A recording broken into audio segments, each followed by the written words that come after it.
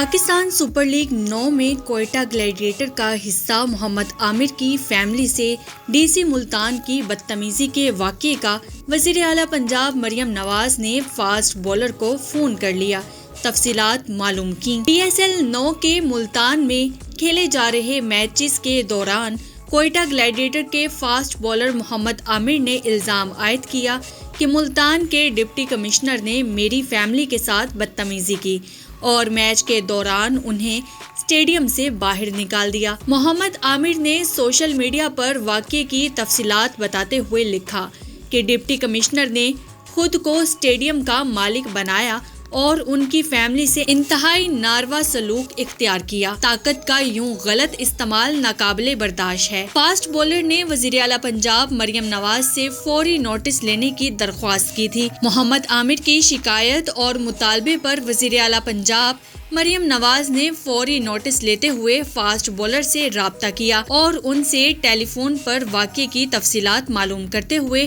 اس کے ازالے کی یقین دہانی کرائی۔ بعد ازاں محمد عامر نے اپنے ایک اور ٹویٹر میں وزیر اعلیٰ پنجاب مریم نواز سے اظہار تشکر کرتے ہوئے کہا کہ انہوں نے میرے معاملے پر توجہ دی اور مجھے فون کرنے کے لیے قیمتی وقت نکالا، جس پر میں ان کا بہت مشکور ہوں۔ میری مریم نواز کے بطور وزیر اعلیٰ نئے سفر کے لیے نیک تمنائیں ہیں۔ فاسٹ بولر نے مزید کہا کہ تمام غلط فہمیوں کو ڈپٹی کمشنر ملتان نے از خود دور کیا۔